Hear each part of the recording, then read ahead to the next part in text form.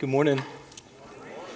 If you've got a Bible, turn to Luke chapter 1. We will be in the song that Bianca just read for us. It's Luke 1, verses 46 through 55. As you're turning there, if you're new, welcome. My name is Jamin. I'm one of the pastors here at Citizens Church. And if you're watching online, wherever you are, thanks for joining us for worship. If you're new, we are just especially glad that you are here. We love Jesus, and we've been praying for you. Whoever you are, we might not know your names, but we're really grateful that you're with us this morning. We are, as Christians around the world are, in a season of Advent. Advent's something that we do here at Citizens Church, but it's not just something that our church does. It's something that Christians all around the world gather around and celebrate in this season, remember this season, orient our hearts around in this season. And Advent is a Latin word that just means arrival. And so here's what this whole season is about. It's not just about Christmas. It's about reminding our hearts that we are an in-between people, meaning we live our lives in between the two arrivals of Jesus, the Messiah. We look back with faith that Jesus came and died and rose and ascended, and we look forward with hope that he will one day return and make everything sad untrue and make everything right again. And so this time of year, we consider what that means. And at Citizens, we are especially considering what are the unique things that mark the life of an in-between people. Because Jesus died and rose and ascended, and because Jesus will one day come again, and we are in between those two arrivals of Jesus, there should be things, distinct things that mark the life of a person who believes that that's where they are in redemptive history. And so one of the answers is grace. The life should be marked by grace, and that's what we looked at last week, and John led us. This morning, our answer is worship.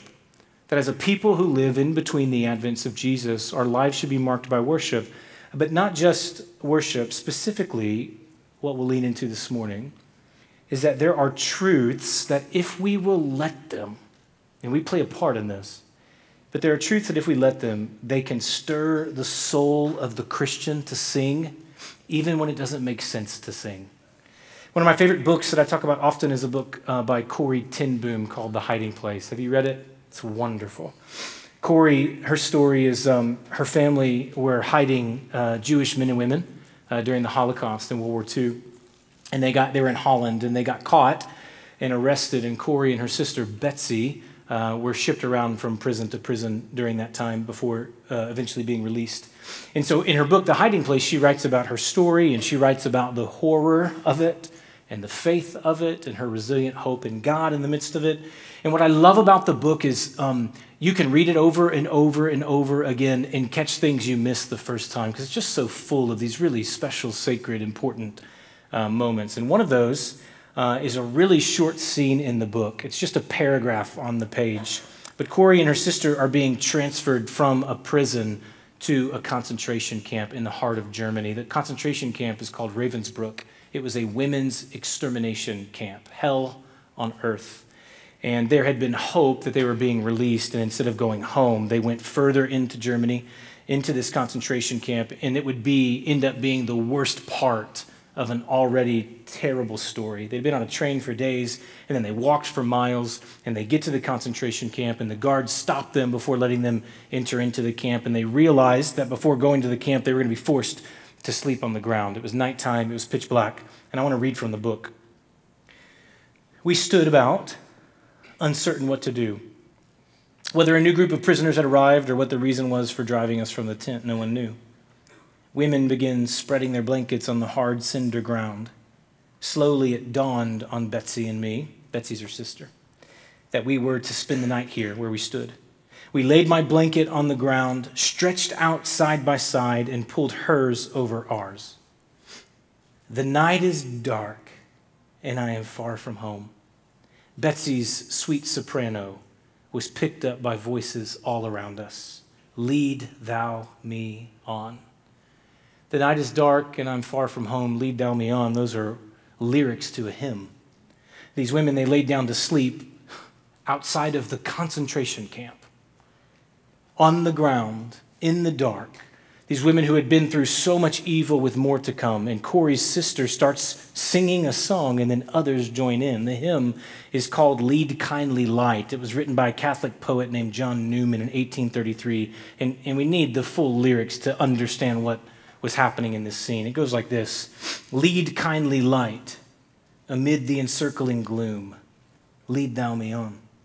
The night is dark and I am far from home. Lead thou me on. Keep thou my feet, I do not ask to see the distant scene. One step enough for me, lead thou me on. Can you imagine? Like really, to be a spectator in that field on that night. The ground is covered in exhausted, tormented people. They were forced to go somewhere they did not want to go, guards and guns and oppression all around, and everyone lays down and it's silent, and then a voice breaks the silence. Lead kindly light amid the encircling gloom. Lead thou me on. And then other voices, they refuse to let her sing alone. They join in. The night is dark and I'm far from home. Lead thou me on. And this ground of exhausted women becomes a chorus of worshipers. Like just for a moment, this concentration camp becomes church for these faithful women. And what makes it so remarkable, guys, like if you had heard someone singing that song on a Sunday morning in a church building when nothing crazy is going on, it's true, but it's unremarkable. What makes it unremarkable is everything around them says it doesn't make sense to sing. It makes sense to grumble. It makes sense to cry. It makes sense to freak out. It makes sense to scream profanity and lash out against all that's wrong. What doesn't make sense is a song of trust. What doesn't make sense is for prisoners to become worshipers. The circumstances just call for something different than that, unless there are truths so deep and rich and beautiful that they are worth singing about even when it seems the circumstances call for something else. The night is dark and I'm far from home. For these women, that's true. But in their singing, what they're saying is, I am far from home. God is not far from me. Lead thou me on.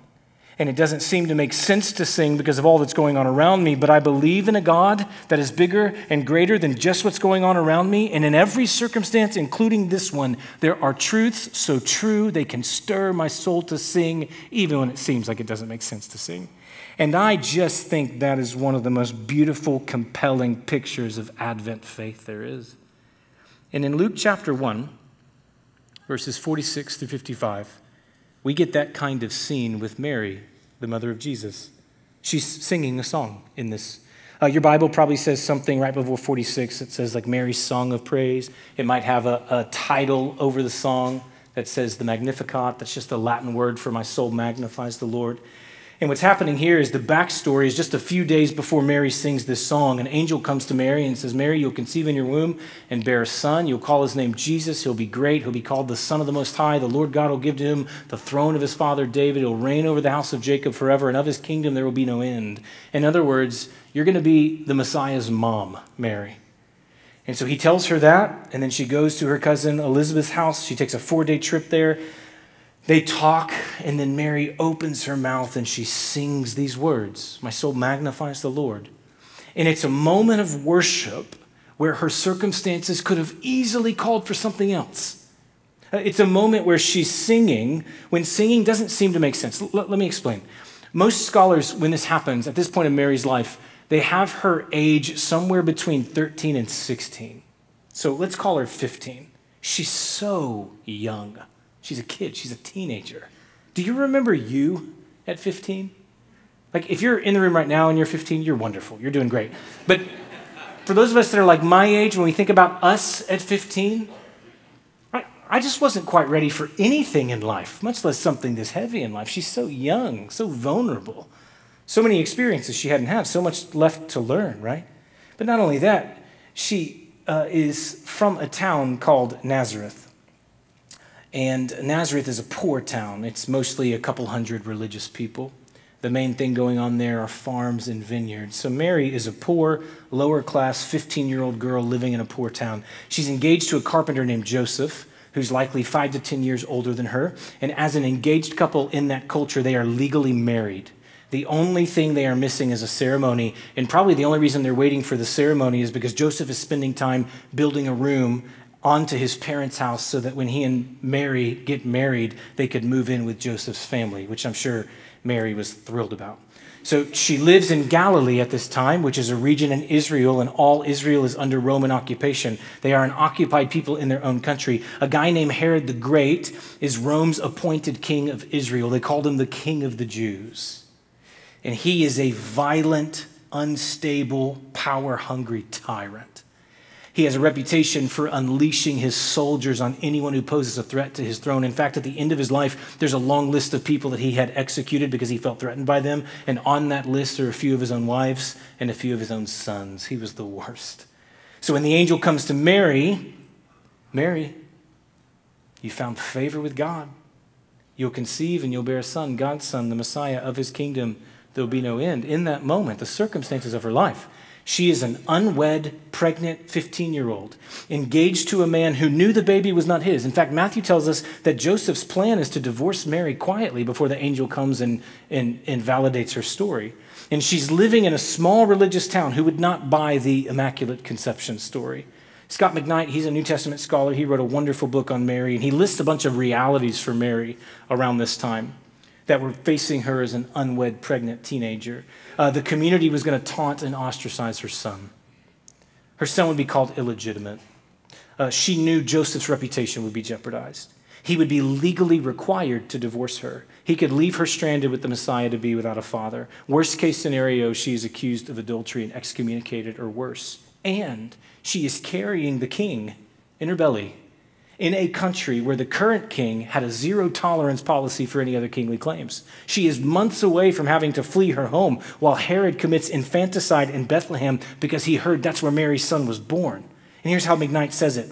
No sane, intelligent, pious young Jewish woman, which Mary was all of and more, could avoid thinking these very things about herself and Joseph when the angel delivers the news. She must have wondered if there was an easier way. Imagine the questions she's asking. What's going to happen to my marriage?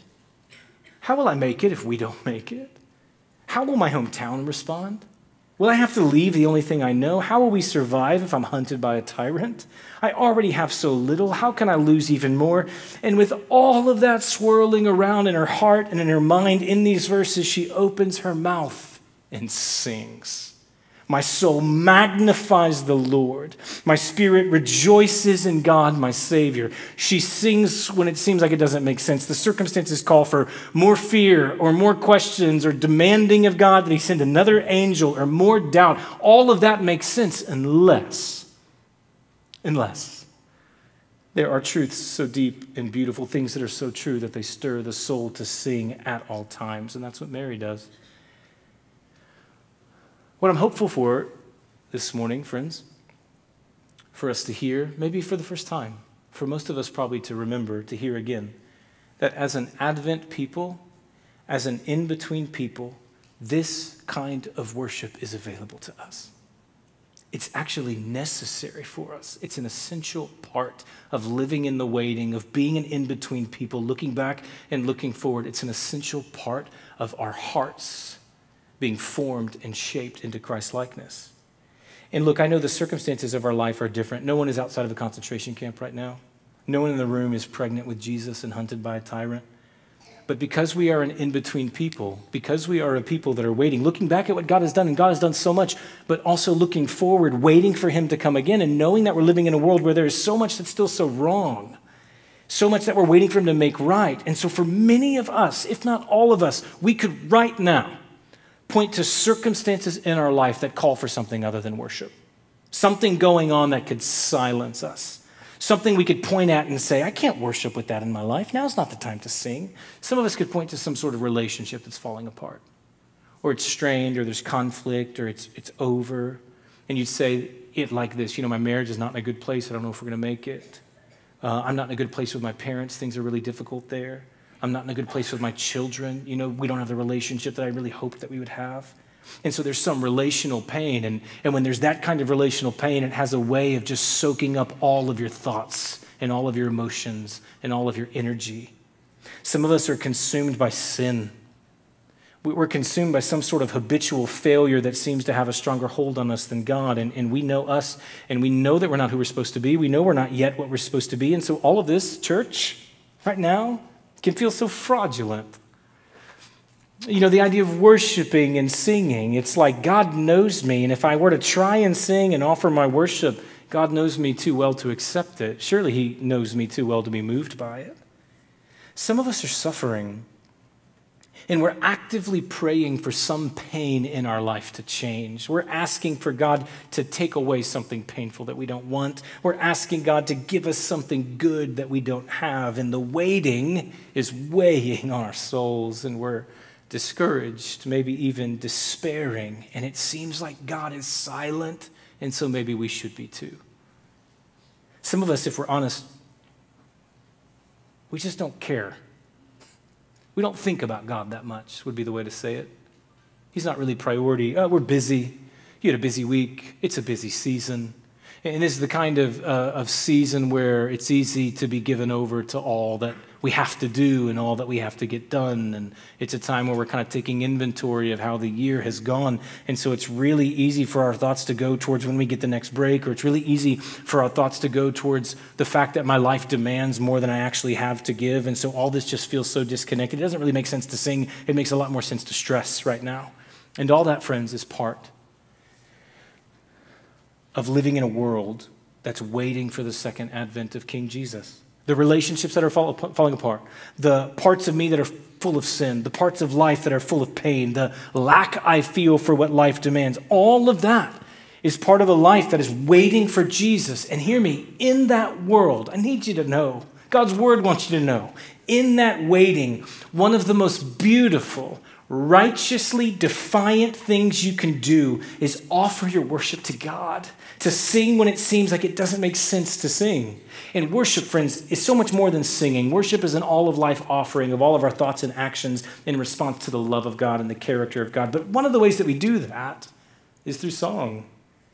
God uses it to form us. The passage we're in this morning is a song. It's an important one. And according to Mary, what the song does and what singing does is it reveals the soul. Our ability to sing is connected to the condition of our soul. So she says, my soul magnifies the Lord. How do we know her soul does that? Because she's singing about it. And look, please hear this. I'm not talking about being fake.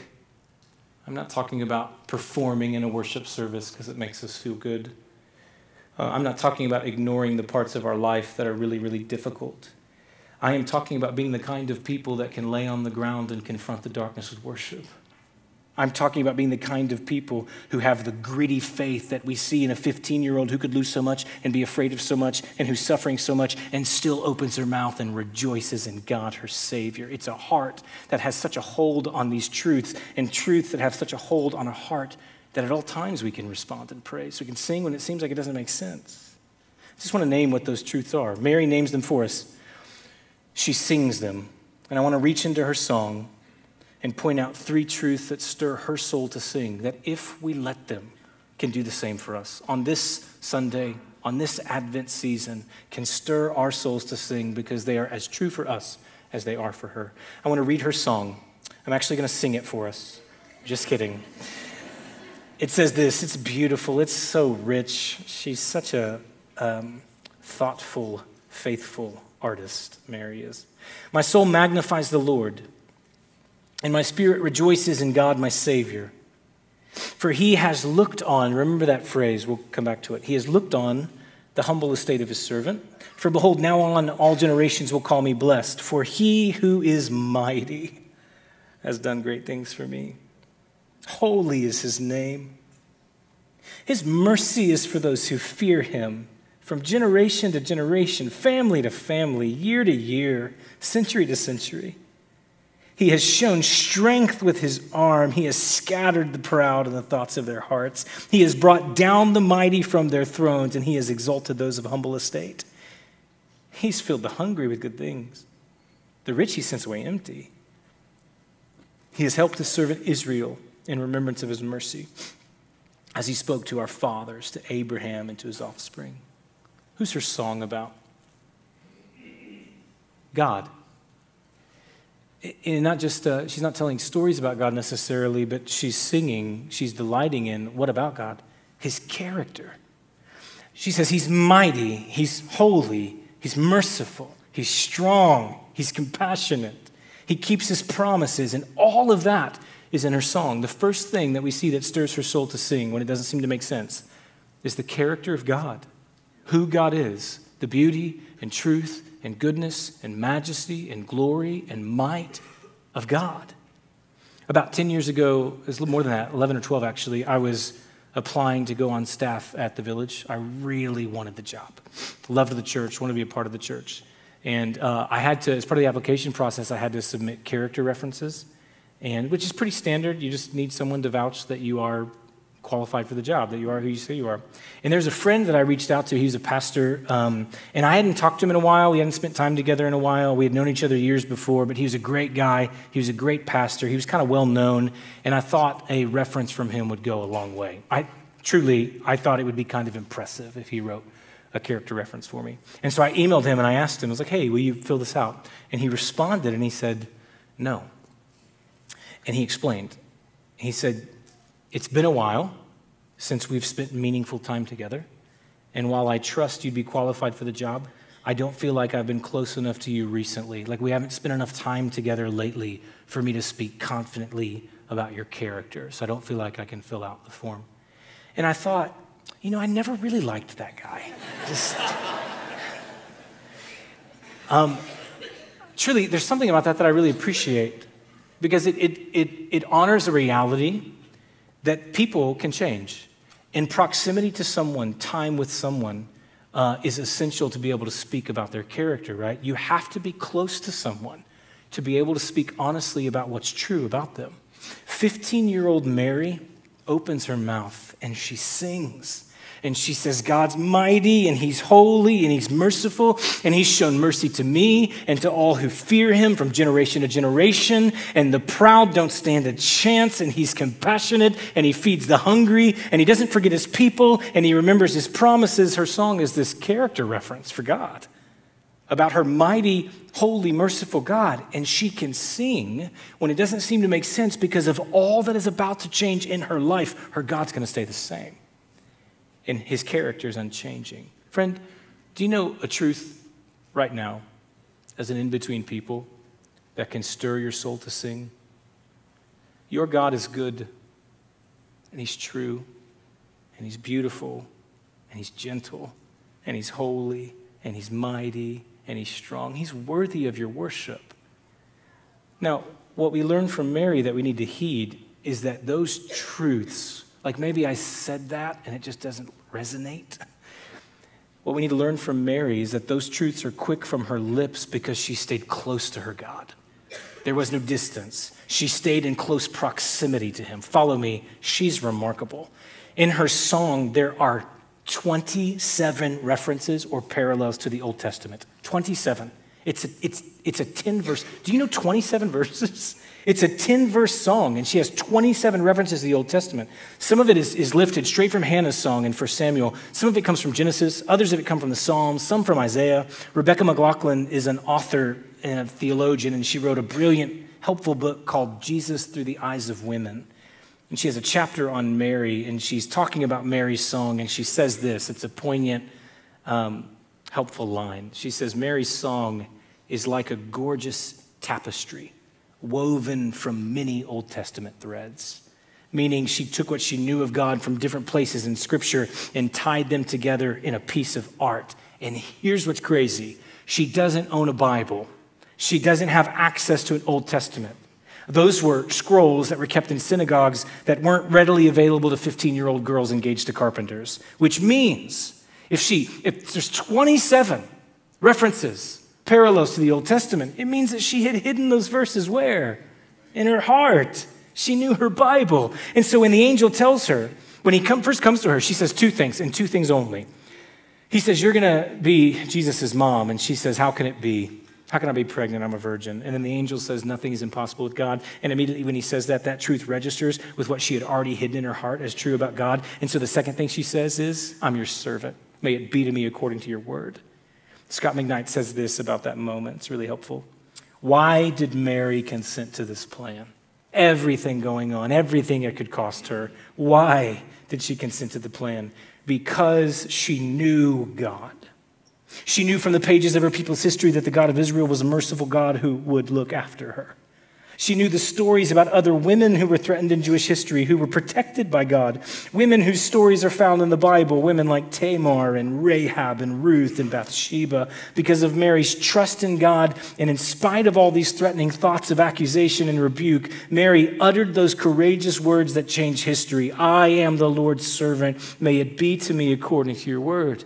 And because she knows God, she offers her obedience because she knows his character. She knew who he had been to other women who felt how she must have felt. And so she says, I'm your servant. And then you know what she does? I just think this is so compelling. She spends 4 days walking to Elizabeth's house. Think about that. It's the first century. She can't take an Uber. She's poor. She doesn't own a horse. So she walks. She had to walk to get there. And as she walks, she thinks. And as she thinks, what does she think about? She thinks about her holy, mighty, merciful God. What would you think about? She doesn't brood over her fears. She doesn't obsess over the what if. She doesn't have conversations with herself that are riddled in her shame, how unfit she feels to be Jesus' mom. She doesn't get lost in any of those things. She gets lost in thought over who God is. She broods over her Bible and what God has done. And as she's walking, this is how it would have had to happen if you just follow the sequence of events. As she's walking, she begins to formulate her own song based on what she's hidden in her heart. My soul magnifies the Lord. My spirit rejoices in God, my Savior. And maybe she puts a melody to it, and maybe she works it out as she's going. But by the time she gets where she's going, she can readily sing her character reference to God, because while she does not yet know fully what it's like to be unwed and pregnant and hunted and accused, she does know what it's like to trust her merciful, mighty, compassionate God. And his character stirs her soul to sing. And we can do the same. You can do the same. If I can be honest, where I feel the dissonance around this is that too often I'm like the old friend who would say to God, I can't speak to your character because I haven't spent much time with you lately. And if my thoughts are consumed with anything, my thoughts are not consumed with God's character. They're consumed with giving over to what's wrong with me or what's wrong in my life or what I would change about my life or what I have to get done or what I'm afraid of or how tired I feel all the time or what others are thinking about me. And my soul is slow to be stirred by the character of God because my heart is quick to obsess over lesser things. You know it's true. You know the good news. Mary's holy, merciful, mighty, compassionate God is my God. Mary's holy, merciful, mighty, compassionate God is your God, the one true God. And what is also true about his character is that he's gracious. He's slow to anger. And that means that while we might be quick to forget him or slow to spend time with him, because his character is unchanging, whenever our thoughts return to him, he is just as worthy of worship and as ready as ever to receive our worship, to delight in it. Mary's soul is stirred by the character of God, and so she sings. The second thing we see is Mary's soul is stirred by God's love for her. Remember the line that we read that I asked you to remember? My soul magnifies the Lord. My spirit rejoices, for he has looked on. It's a verb. She's singing that God has acted on her behalf, and she says, she summarizes it. If God has done anything, if I could put all of it into one action statement, God sees me. He looks at me. One translator says it this way: he looks with love. And Mary sings that God has looked with love upon me, and it stirs her soul. Friend, do you know God sees you? He looks with love on you, and at all times, if we let it, we can lean into that truth, and it would be cause of praise. A couple days ago, we were driving. It was just Carrie and I and our 4-year-old Ayla in the back seat. And we pull up to a stoplight, and right next to us at the stoplight is a police officer. And from the back seat, my 4-year-old says, I don't know why, but she whispered the whole thing. She says, Dad. She said, Dad, there's a police. And I said, I know. And then she says, Dad, you have to duck. And I said, no, I don't. And she said, Dad, you have to duck before he sees you. Now, I need you to know, church, I was not doing anything illegal, and I don't to my knowledge, have any warrants out for my arrest or anything like that. I cannot tell you why my daughter thinks I'm a criminal, but in her little mind, a police officer is looking to find you doing something wrong. And if he saw me, then he would find me doing something wrong, and I would be in trouble. So the only safe thing to do is duck. The only safe thing to do is hide to make sure he can't see. And we talk about this a lot around here because I think it's important in the part of the world we live in. But it's really easy for us to think something like that about God, to assume that God looks to find wrong, that when he's looking, his eyes are looking to scrutinize. And so if he's looking to pick apart the things that are not the way it's supposed to be, or that if God looks, then he looks with regret. He's disappointed that we haven't made more of ourselves than we have. Or if he looks with disdain. I can't tell you how many of us, just pastorally speaking and as a human, how many of us, if we were to articulate our doubt as honestly as possible, it's that when God looks at me, he's disgusted by me. He revolts. He sees my mess, and he sees my sin, and he sees my failure. And so the only thing I can do, the best I can do is duck, is try to hide from him, try to cover my life in all of these righteous things, or try to avoid having to think about it. And to that kind of doubt, Mary would sing, that's not our God. He looks with love. She says he looks on our humble state. For her, she has in mind that everything about her life is unimpressive. So money is impressive and she's poor. Power is impressive and she's a servant. Being from a well-known family is impressive and she's from Nazareth. Societal clout is impressive and she's a 15-year-old girl. Even her name, 1 in 5 women at that time and place were named Mary. And so she's just another Mary. And to an ordinary Mary in an ordinary place, living an ordinary, unimpressive life, God looks in love and says, I see you, Mary. I see you. Not only that, but she calls God her Savior. She knew that God knew her sin. She's a theologian. She knows her Bible. She wasn't perfect. She wasn't guiltless. And yet when she approaches God, when she sings to God, she calls him my Savior. I know that he looks with grace. He forgives. He's merciful. And so the God who looks in love stirs her soul to sing. God looks at you in love, friend. Maybe you would say, like Mary, there's nothing about your life that's extraordinary. And that's okay. Because you know what? You can let God be extraordinary and you be overwhelmed that an extraordinary God loves you as you are. Friend, there might be things that are wrong about your life and you just don't believe that there are two things that can be true at the same time. There's no way God can see me and love me, because if he sees me, he sees the worst of me. He knows the things I try to hide. He knows my sin. He knows the mess that I've made. And maybe God is like other people in my life, that the closer they got, the more unlovable they found me to be. He looks with you on love. That's the good news of the gospel of Mary's son, Jesus, that he lives a perfect life, unblemished in the sight of God, dies the death you deserve to die, raises in victory over sin and death, so that all who believe in him can welcome the loving eyes of our Savior on our life and know that right now he delights in you. He sees you. He looks with love on you. He isn't scrutinizing your every move. He isn't disgusted by you. And it's a big if, but if we can let the gospel be louder than our guilt and our shame, that it can stir our soul to sing to the God who looks with love on us right now. The last thing that stirs your soul to sing is this belief that God will make everything right. You know, there are a few lines in the song that are complicated. Like you could say rightly about some of these lyrics, hey, Mary, that's not true. Like he has scattered the proud in the thoughts of their heart. Well, it was proud people who ended up killing Mary's son. They don't seem very scattered. He has brought down the mighty from their thrones. Well, around the time she sings, Herod's still on the throne. He's plotting to kill her son. The mighty are on the throne. He's filled the hungry with good things. People are still starving. He's helped his servant Israel. Israel's still in captivity. What do we make of that? Like, is Mary out of touch? Is this an example of a lot of what we see around us, of this like empty, hyper-spiritual Christian optimism, right? No, she's not blind to those things. It's a prophetic song. It means this. It means she is looking back at what her God has done and believing that in Jesus her God's going to do it again. He has brought the mighty down. That has happened. Remember Pharaoh. He has scattered the proud, separated them. Remember Goliath.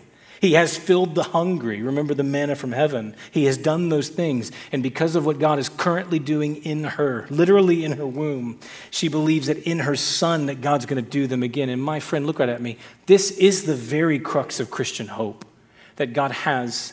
And in Jesus, God will do again. He will drive out evil. He will heal. He will restore.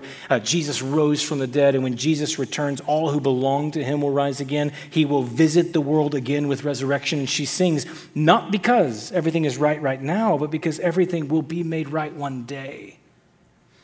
This week, I kept going back to a moment. Couldn't shake it.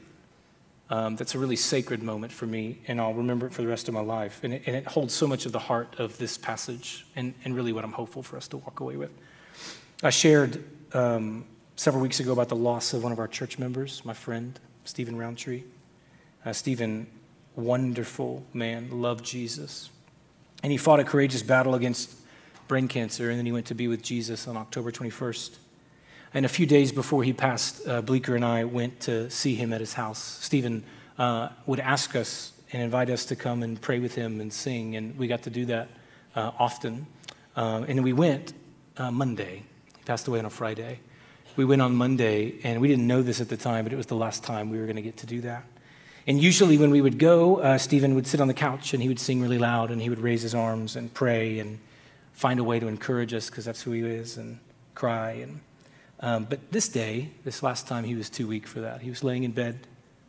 His life was fading. He was in a lot of pain. He was really frail. And so he mostly, the whole time we were there, just laid in bed with his eyes closed. And so we just prayed for him and sang over him. And then Bleecker sang a song that we sang every time that we were together, a song called Give Me Jesus. In the morning when I rise, give me Jesus. When I'm alone, give me Jesus. When I come to die, give me Jesus. You can have this whole world. Give me Jesus. And as we sang those words, Stephen opened his eyes, and he lifted a frail arm and a shaky hand in worship, and he sang with us, give me Jesus. And it seems like it doesn't make sense to sing when you're that sick. It seems like it doesn't make sense to sing when death is that near. He didn't want that. He didn't want these things happening to him. He prayed for healing that didn't come. He got suffering that he never asked for and he didn't deserve. But he knew Jesus. He knew Jesus. And he knew in ways that I may never know what it's like to hope in a God that will one day make everything right. And he knew what God had done and what God would do again in his son Jesus. And in that moment when it didn't seem to make sense, that truth stirred his soul to sing. And it opened his mouth to the truth, and it lifted a shaky hand, and he worshiped the God who would one day make everything sad untrue. My friend, I don't know what you're going through. I don't know how you would define this season that you're living in between the advents of Jesus. I don't know if you are enjoying all of the joy that life has to offer. I don't know if this is the worst life has ever been, but I do know this. I do know that there is a God who loves you, who sees you, who is holy and righteous and mighty, who will one day part the clouds and send his son to make everything right. And one of the things that is good for our hearts to do and that God is worthy of at all times is for us to hold on to these truths and allow them to stir our souls so that we offer praise and war against the darkness, and we offer praise that reminds our hearts, and we sing when it seems like it doesn't make sense to sing, because there is at all times a God who's worthy of our worship. Lord, we love you. We thank you for your mercy. We thank you for your grace. God, the need is for you by your Spirit to appropriate your word in the way that only you know this room needs. The messenger stands just really far from the message, God. So would you give us that kind of gritty faith that we see in Mary? Would these truths, God, that are verses on a page, would they become realities in our heart? Stirring in us. not to pretend, stirring in us, not to numb, but stirring in us to sit in the waiting and sing what's true. Our hearts need it. You deserve it. Help us.